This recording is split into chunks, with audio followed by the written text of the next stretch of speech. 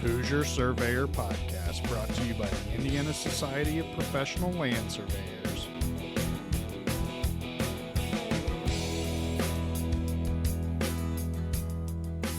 All right. Good afternoon, good morning, whatever time you're listening to this podcast. This is the Hoosier Surveyor Podcast. I am your host, Ryan Swingley. We're joined today by Ryan Selby, our producer. Hello. Vince Barr, our current ISPLS president. Good morning. And Brian Lewis is joining us virtually. This will be our first opportunity to bring someone in virtually, so we'll see how it goes. But your executive director of ISPLS, Brian Lewis, is here today. So, the experiment of the podcast continues on. Yes. Our probably our most highlighted podcast today is the Gary Kent interview. Part 1 and Part 2 are out. Mm-hmm. Are we starting to get some statistics back on how things are going? We are. We've got a total of 193 downloads now, all time. Looks like Gary's we're averaging right around 40 downloads for most of the episodes. Gary Part 1's right around 42. We're a little shy on Part 2. It's still new, but it's got 31. So, we're getting some traction there on our downloads. And then we're also we've expanded our outlets for the podcast. So, quick rundown for if you haven't found us on your favorite outlet, we're now on Spotify, Google Podcasts, Podcast Index, Amazon Music, iHeartRadio, TuneIn, Podcast Addict, Podchaser, Pocket Cast, Deezer, Listen Notes, and Player FM now. There's a lot of things there I haven't heard of. So. Yeah. So we're still trying to get into Apple, but Apple's what's the hold up on Apple? We've applied for Apple. Apple has to review and then approve us to go on their platform. They're going to listen to our podcast and make sure we're not overly political or something? I don't know exactly what their criteria is for approval, but we are still waiting on that. Do you have Apple, Ryan Swingley? No, I'm a Spotify guy. Okay. I was wondering, maybe Apple had heard of the Ryan Swingley, and maybe that's their hesitation. Could be. I've had that call a couple times. My kids have inadvertently bought things on iTunes that I didn't approve of, and so I have got some money back from them. So maybe they know of me. I don't know. But so I think things are going well. Yeah. I think Apple would open up a lot more opportunities for us. I'm kind of surprised that we've got just as many downloads on like a board meeting recap. So even though they're not massive numbers, at least we're good there. We're starting to hit maybe 10% of our membership, which is, positive. But it was positive, too, when I added most of these other platforms. When we expanded past just Spotify, we went up 20 downloads overnight that night. Mm-hmm. So, I think opening us up to the different platforms is going to help with any our demographics? Numbers. These Indiana residents or these? We've got a little bit of everywhere, really. Mostly in the U.S. We actually have a couple downloads in Denmark and a download out of Turkey. So I don't know who we have overseas listening, but we do have the majority Indiana, obviously, but we have some Ohios, a couple Illinois, a couple North Carolinas. So, yeah, we're getting outside of Indiana a little bit. Good. The Apple platform, like you guys were talking about, I'm not an Apple guy either, as you, Ryan, but I bet our numbers may double because there's a lot of Apple guys out there. So if we can get that connection made, I think we'll see our numbers jump on that. Definitely. Yeah. Well, regardless of which platform you're on, subscribe, like it, share it, that kind of thing, and then that'll help our numbers a lot. Yeah. My goal is obviously just to increase the communication opportunities with our membership. I don't ever foresee us creating content for the sole purpose of drawing in people outside of Indiana. Yeah. I would like the Gary Kent story to get out to a larger audience because I thought it was a nice interview. I don't think people get to know Gary that level, so I thought that was, and I do want to do that with more, local and prominent surveyors. I think we, just to hear their backstory, I think will be really neat. But and we're new, yeah. I mean, if this would have happened a couple of years ago, it would have been great to have the Bob Vollmer on here. I mean, I sat with him for 8 hours, and I could have sat there with him for another week and still not learned all there is to know about Bob Vollmer. Definitely. And there's other surveyors in the state that are like that. We were lucky enough to get him on to Geoholics for an episode, but I think they asked him one question and he talked for an hour. That's Bob. Yep. So what's been going on with ISPLS? I missed our last meeting. I had went to a conference in Denver, Geo Week, and I probably drank a little too much and ended up getting I think the altitude and the alcohol weakened my immune system, and I became very, very ill when I returned home. I mean, to the point where I was in bed for 4 or 5 days straight. Wow. I was unable to attend our last board meeting. So Ryan and Vince, can you guys give us an idea of what happened? I think it was a pretty good meeting. We had most in attendance in person this time, which was really good. Our Northwest and Southwest guys were able to make it into town, and girls with Jessica also making it in. So yeah, it was great attendance. Great topic. I kept it fairly on track.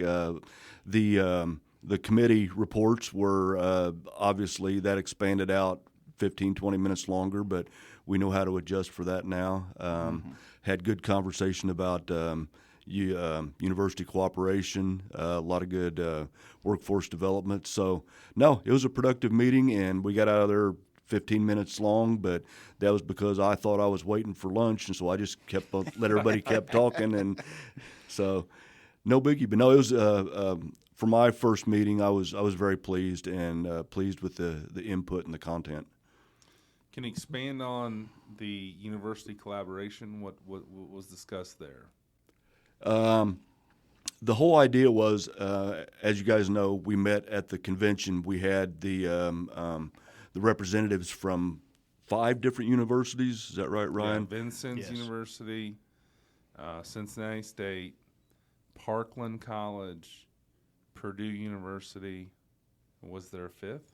Yeah, Ferris State up in Michigan. Yep. So this was a brainstorm idea by Ed Sweetland, and I thought it went well. I mean, obviously, you can imagine here we are with these 5 universities in the same room, and we're asking them to share their resources. So, I mean, to say the air was kind of thick for a little bit, I mean, not an understatement, but it went well.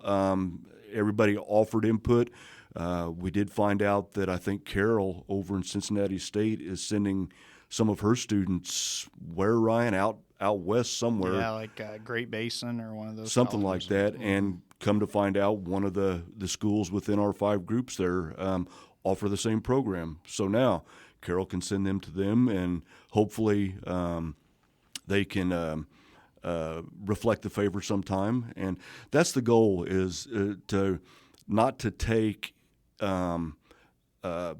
enrollment away from any one school, but these 5 schools are spread out far enough that it represents the regions, and if there is something that as we're in the virtual world now, that somebody from Cincinnati State needs something that they don't happen to offer, but one of the other 5 schools does, then reciprocation process. You scratch my back, I'll scratch yours, and the whole point is to broaden the survey knowledge and to get more surveyors in. I mean, yes, we're in 3 different states we were talking about, but Indiana's the central, and a lot of Indiana kids go to Ferris State. Is that what you said? Yep, and Cincinnati. And Cincinnati State. Yeah. So, but some of them, I'm sure if Jessica looked up the demographics down in Vincennes, she's got out-of-state kids coming into She's got a lot of their Illinois program. students, yeah. So- a lot of Illinois students. So though it was new and though it was kind of sticker shock to the folks, it went well. It went well. Yeah, I think, the theme of that conversation was the bureaucracy of the university level makes resource sharing very, very challenging for them. But what they lack is marketing and outreach efforts to students that are interested in surveying. So I think this is going to fall in conjunction with workforce development. We need to educate ourselves about these individual programs and start, not necessarily guiding students to particular areas, but if they live in a particular region, maybe we guide them towards a certain program. Maybe they have more interest in photogrammetry. Maybe the Ferris State is a better program for them. So I think we got to educate ourselves on what these programs are to help students and guidance counselors be able to educate people a little bit better. So, and we did have past President's Council Eric Meeks step up. Now, correct me if I'm wrong, because now that the words come out of my mouth, I think I am wrong. They were going to aid in the workforce development. They weren't directly involved with the university cooperation, but I'm sure that that's something that Eric and his guys would be more than willing to input in also. Definitely. Mm-hmm. What's some other highlights? What's the committee conversation that took a little longer? I think it was good this time. Vince requested reports from all the committees prior to the meeting this time. So it gave us an opportunity to just kind of get a recap of what's going on in the different committees and just kind of have them give a quick synopsis of what's happened in the last couple weeks, month, that kind of thing. So it was just kind of a quick rundown from each one. What are the main highlight? It was a great idea, and I've said this in the past. It was not my idea. It was Ryan Selby's, something that he wants to institute when he becomes he's our president-elect. So hopefully, I'm just laying the foundation, the groundwork here. But I received a report from, I'd say, 75-80% of the committees, which was great, and even the new committees that we had formed. We've got the new podcast committee. We've got the Hoosier Surveyor Committee to try to get Mike Davis some help with the production of that. He was willing to come back on and mentor those folks and help Rashawn get that out. And we just heard from a lot of folks that we hadn't heard from in previous meetings. We have all these committees out there, and folks other than Ryan Selby had asked, well, what are these guys doing throughout the year? So it's a good way to get the content out. And Brian Lewis had a great idea that it went long. Yes, that's because I sat and paraphrased all of the different reports. Well, me not thinking if I get the reports to Brian, then he can incorporate those in the minutes or as an attachment, and then we can scroll through them. We don't have to spend time reading each one. If there's a specific question after the perusal, then we can discuss that. But all in all, I like the idea holding the committees accountable. I mean, you don't want to obviously make our committee chairs mad because we're all volunteers here, but just trying to keep us all on the same page. That's my goal. Yeah. So as I understand, this last board meeting, what was the date on that meeting, by the way? February 17th. February 17th. So we were supposed to have a goal-setting session, but because things ran long, it turned into a postponed goal-setting session with a brainstorming session. Do we have any comments, Brian, on the brainstorming session? I took an awful lot of notes during the brainstorming session, and yet I feel like I can summarize it in one, maybe two bullet points. All right. The big bullet point is technology changes are changing survey. I think that's almost an obvious statement, but I feel like we spent a lot of time talking about how technology is changing, how surveying is practiced. We got into how technology changes are developing the challenges in terms of unlicensed practice. You know, you wouldn't have people doing unlicensed practice with drones if drones didn't exist. You wouldn't have people trying to measure stuff out with their GPS if there was no GPS. So those kind of things are presenting some major challenges. And then I think the other theme was education. Educating the industries that we work with on why what surveyors do is so important, educating the public on why unlicensed practice is an issue because they don't understand that. And then educating the population of why a license is necessary, and that it shouldn't just be haphazardly run, like you say, Brian, with the folks with their GPSs and, oh, I can just go to the GIS department and get me some coordinates. I can pull them off and go stake my property. Yeah, because they just don't. The public doesn't understand why unlicensed practice is an issue. All they see is basically what they're paying. And, well, someone says they can come out with a drone or GPS. It makes sense to me. That'll be fine. And they don't understand. And I know the word liability came up some. You know, what's the liability to the consumer of allowing unlicensed practice? Where's the issues going to come up because they are getting a substandard, illegal, unlicensed survey? What's going to be the real problem? Well, the thing that the consumers don't understand is there's more to surveying than just lines on a map, than just points on a GIS or on a point cloud. We are mandated by Indiana code to explain where our thought process came, and if there is any ambiguities in the deed descriptions, in the occupation, well, that's things that people don't understand.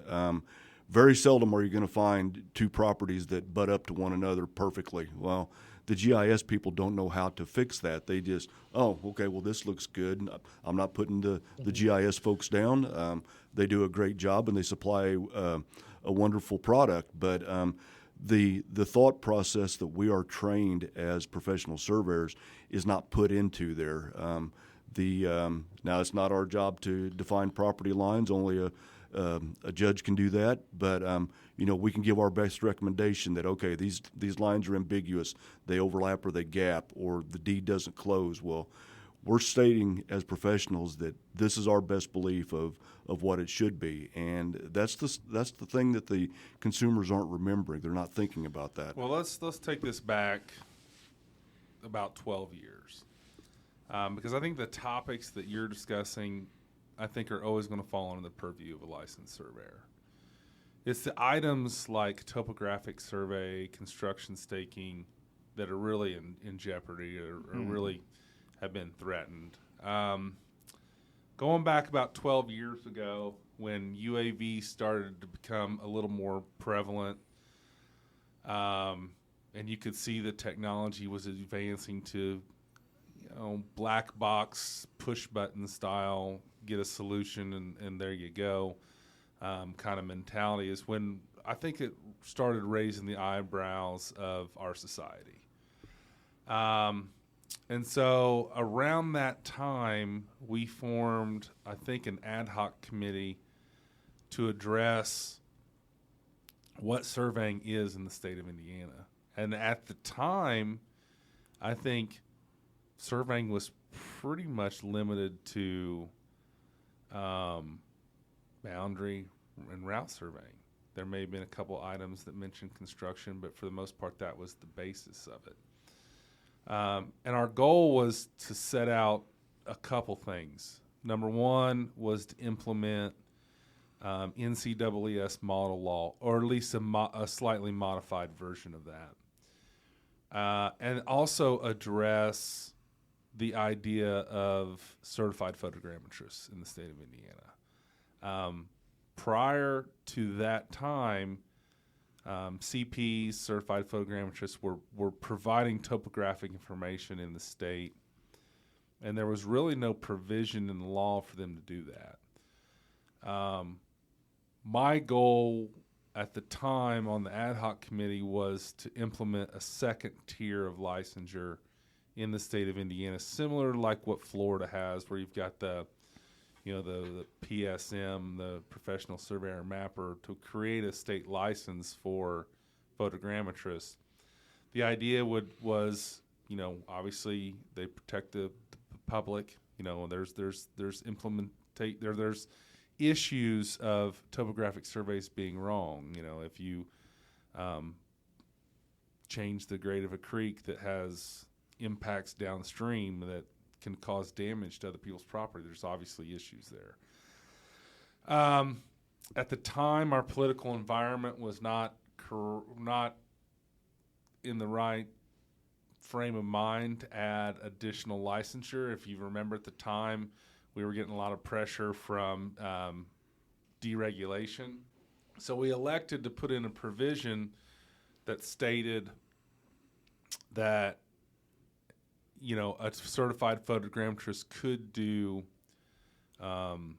mapping from remote sensing technology.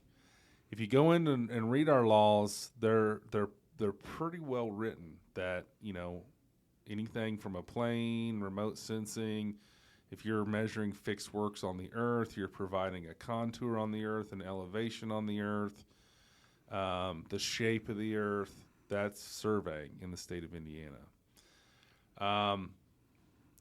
Those laws have been very beneficial for shutting down, for lack of better term, unlicensed practice of UAV companies in Indiana. About 5 years ago, if you did a Google search of UAV companies in the state of Indiana, you would several of them, 5 to 10 companies, would pop up. And some of them would actually have the word surveying in their almost website. all of them did. Almost all. One even had claimed he can do a boundary survey from a UAV. We just laugh. Yeah. So all of these companies, I'd like to say we did it as ISPLS, but I'll be honest with you. My name was the only name that went on the Attorney General's complaint. But you had our support, right? Yeah, I appreciate that. But I did turn in, or more appropriately, we did turn in, or maybe it's better for me to say I instead of society, because we don't want to be looked at as some sort of witch hunt scenario. But we did turn in approximately, I believe, 5 companies for offering to practice land surveying without a license. Now, the only thing that we really could combat was their ability to advertise. So if I go look at the websites for those 5 companies today, they no longer exist. Now, I'm not stupid enough to believe they're not still doing something. Mm-hmm. I'm not stupid enough to believe, hopefully they're shooting weddings and videos and images for marketing purposes, but the realities are they could be still practicing surveying, but we were able to combat them, at least advertising. Ryan, what was the stance by the Attorney General? Did they offer cease and desist orders? What was their response? So once you submit a complaint, it's a lengthy process. It took a couple years to get any resolution, and there's very little. It's an ongoing investigation. They're not going to share a whole lot of information with you. They did keep me in the loop that things were still progressing. They were still, investigating these companies. Ultimately, I think 4 of the 5 just conceded and shut their website down, and the 5th company dug their heels in and received a cease and desist order from the Indiana Attorney General's office. We have a new company that has popped up most recently. I usually try to call a company, educate them a little bit. But in those early days, I don't know if you've ever tried to not enforce the law, but discuss the law with someone that disagrees with you. There's really no resolution outside of court. There's really no resolution outside of attorneys. So I learned very, very early on to just put it in the hands of the legal system. Mm-hmm. And so that's this latest instance. That's exactly what I did. I had a small conversation with someone, asked them to call me back so we could discuss. They didn't call me back, so I'm like, well, I'm just going to let the Attorney General handle it. And I think that's the safest and easiest thing to do. I don't want to be foreseen as the enforcer. I don't want to be foreseen as, the interpreter of the law, the enforcer of the law. So I'll just hand it over to the Attorney General. And you have to be comfortable saying whatever the resolution that the Attorney General and the Indiana Board of Registration come to is accepted by me. Yeah. As long as they've done their due diligence, that's really what the ultimate goal is, to let the legal system do what it does. And it's slow, but it works. Technology, I always use the analogy that we used to shoot a lot of monitoring wells. It just was part of what we did. Mm-hmm. And the reason was we had the equipment. The environmentalists didn't have the equipment. They didn't want to invest in the equipment. They wanted us to just go out there and provide information for them and be done with it. I had my first monitoring well request literally yesterday. I haven't had one in 15 years probably. Because now the equipment has become cheap enough and easy enough to use that measuring technology can be put in the hands of the subject matter expert. Now, they may not be a subject matter expert in measuring, but the technology is getting easy enough that they're getting pretty dang close.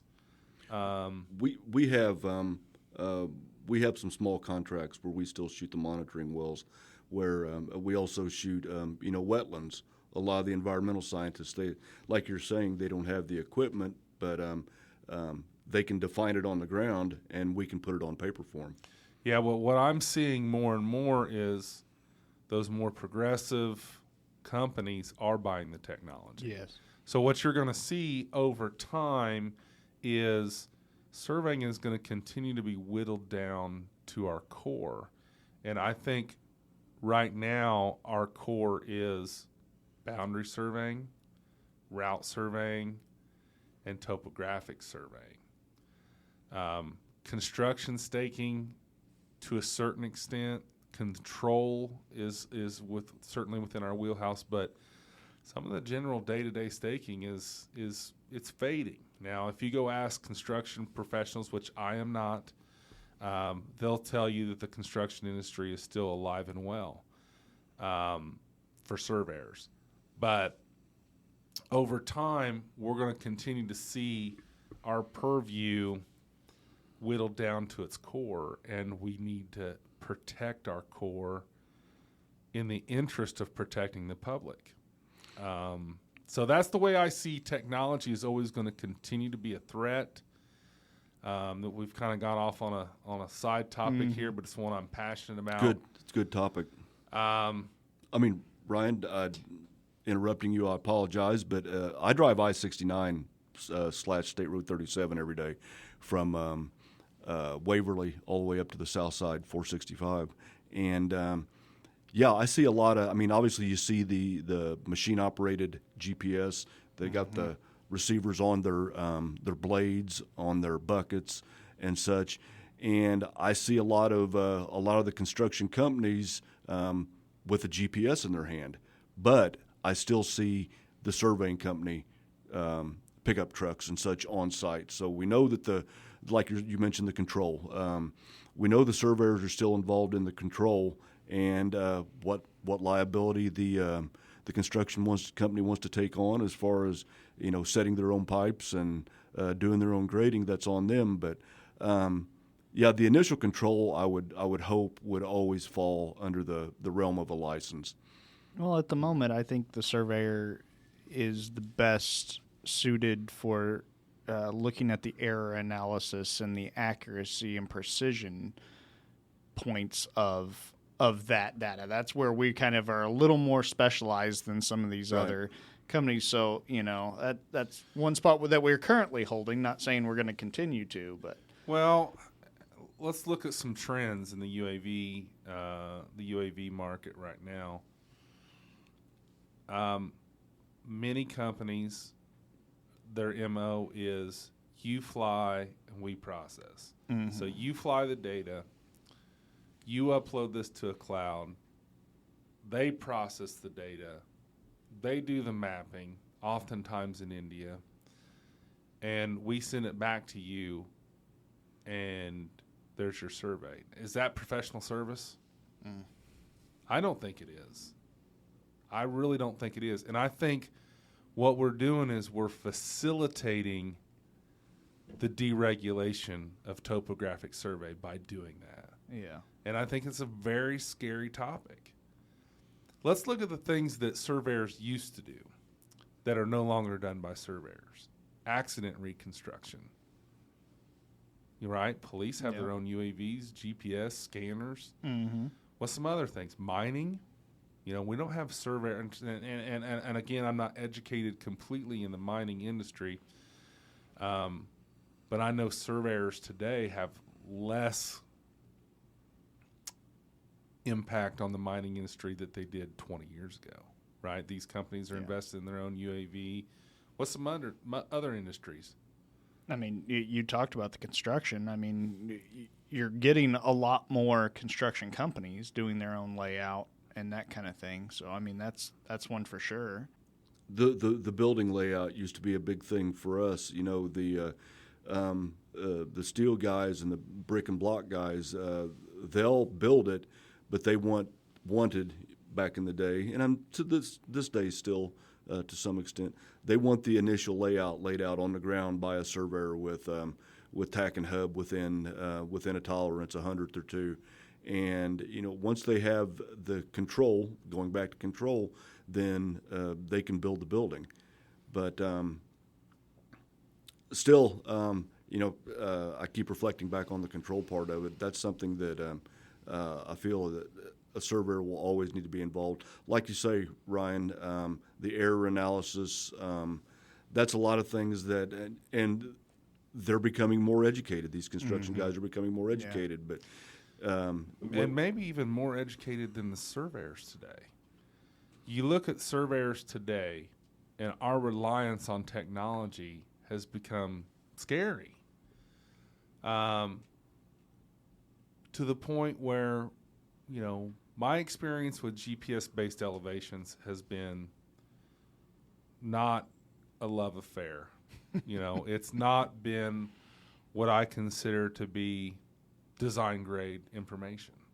Now, there's some instances where, we're not building a super collider. We don't need the most accurate elevations, and GPS elevations are adequate. But if it's an interstate job or it's a roadway job and we're not running level circuits, we're not running digital levels, I think we're setting ourselves up for complete failure. Mm-hmm. Yeah. And we're seeing that mentality run way more rampant than we did 15 years ago. Mm-hmm. Yeah, you're gonna feel that 500 shift in that highway, when you're driving in the car. So, yeah. So technology's making us lazier. It's contributing to poor mentorship, poor apprenticeships. It's leading to button pushers. So as a surveyor... I hate that term, but yeah, I mean... I started 20 years ago where I took Stadia Topo, took hundreds of thousands of shots with Stadia Topo, and now you get and I don't want to cut on any of our field personnel, but you will have some that, my GPS doesn't work today, I guess I go home. they don't break out the total station and backsight and foresight and so forth and so on. Whoops.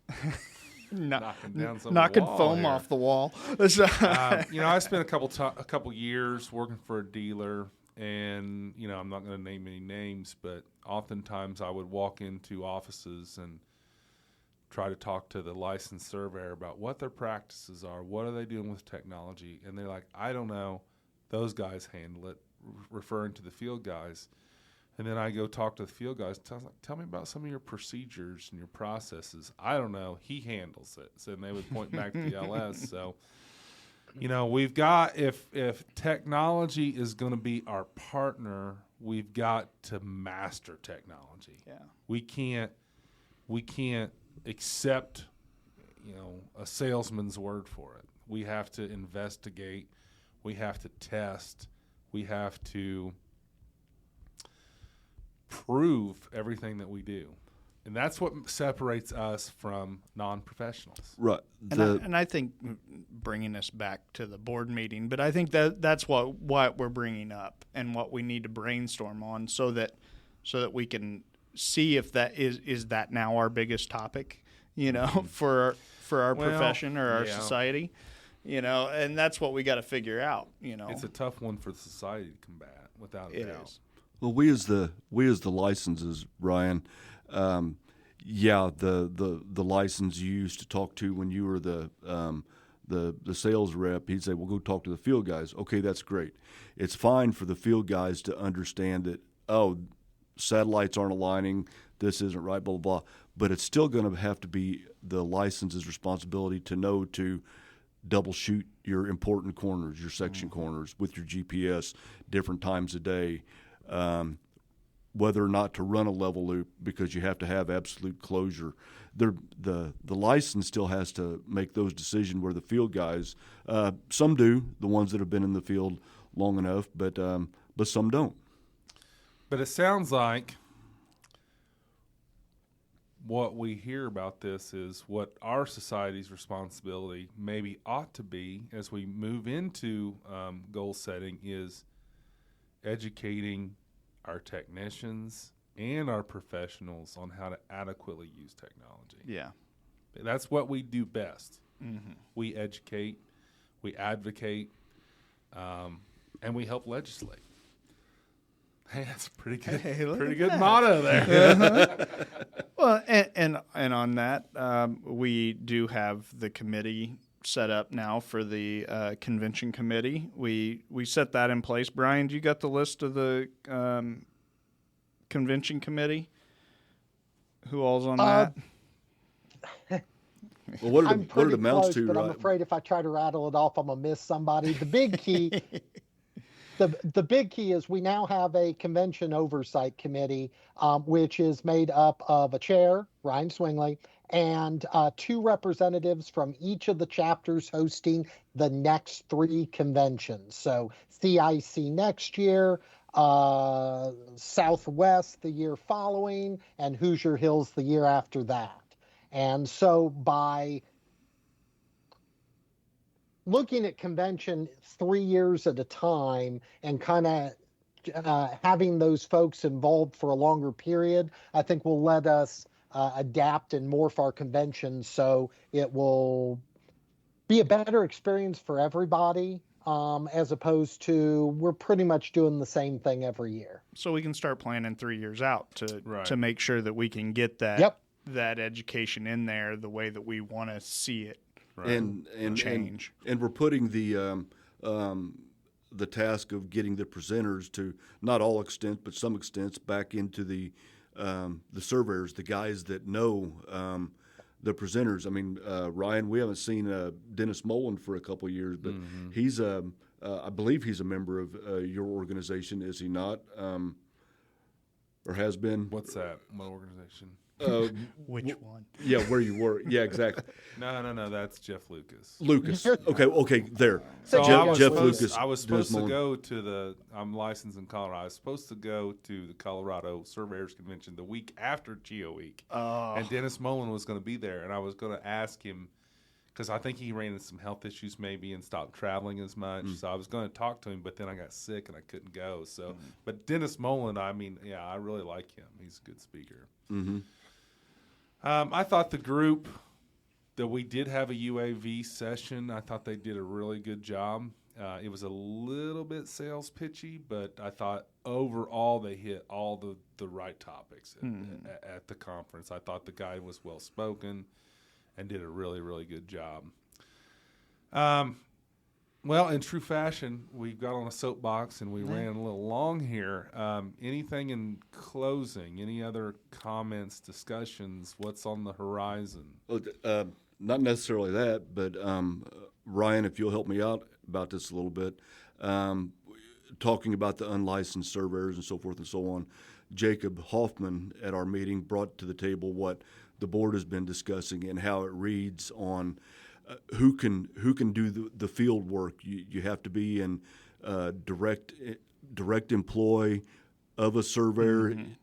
I as a surveyor at Company X can't go ask somebody that does only field work. They do not work under a license to go grab some topo for them or to grab some control for them, and then I'll do all the legwork and sign it. That can't be done, but correct me if I'm wrong, Company X, I can sub a field crew from Company Y that has a license over them. Yeah. So can you elaborate on that just a little bit? Well, I think that just falls into, and I don't know all the exact specifics, but the registration board is going through a license change or a rule change this year.